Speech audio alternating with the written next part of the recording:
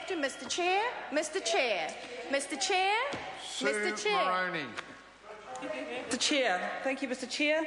This is not a pleasure to stand and rise to speak to the committee stages of the Social Security Amendment Bill, because actually this is a bill that shows, particularly in Part 1, with all of its punitive effects that it brings on people, on mothers in particular, shows that the government has just given up, really has given up on this idea of a brighter future, because no longer is it prepared to make sure that there are jobs created, that we have a society where people actually feel like they can contribute in a positive way to their society, but instead they're using Part 1 of this bill to bring in a whole range of punitive measures, to get people lining up for jobs. And that's the demeaning situation that we actually face here in New Zealand today under the national government, Mr. Chair, is that demeaning prospect of people having to line up for jobs.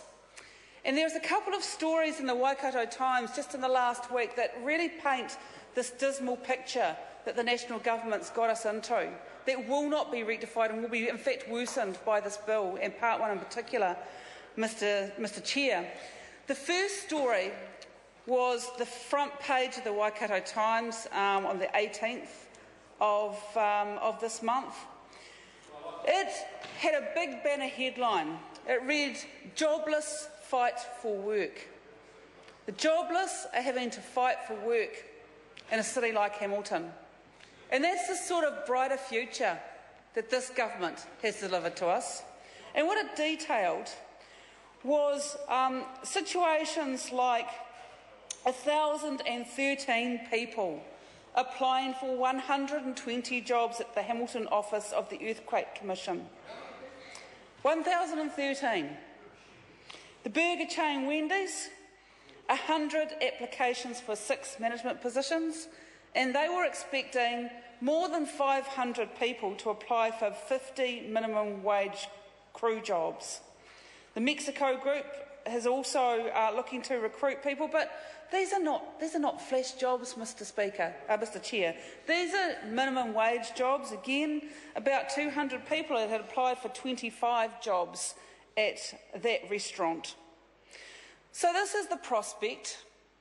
People lining up in queues to actually try and secure the dignity of work.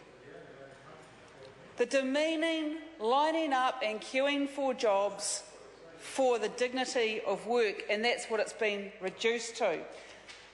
The other story, which I think is relevant to this Part 1 of this bill, Mr. Chair, that was in the Waikato Times actually just a few days later, was actually a story where they, it was quite demeaning, actually. Actually, this was the employers starting up. The employers starting up to say, we have these jobs, they're minimum rate jobs, and when people line up to apply for them, they're really not worthy of these minimum wage jobs. It was disgraceful, but tucked in there was a sentence where those employers were complaining that this piece of legislation was going to make matters worse. And that was the employers complaining that it was going to make life worse for them. Never mind the people forced to line up because there are no jobs in this country, forced to line up in those queues and go through that demeaning exercise with a punitive approach that this government is about to take through Part 1 of this bill. Because in that queue, Mr. Chair, in that queue, after this legislation passes, will be the mother who has been forced to look for employment against her will and against the needs of her children. They will be the people who have been forced to put their children into early childhood education against their will. They will be the people forming these queues.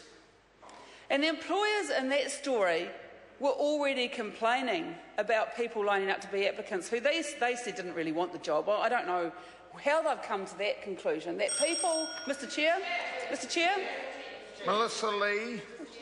Mr Chair, thank you. It is a great pleasure to rise to support and talk in this our first part of this legislation. Sir, I just like to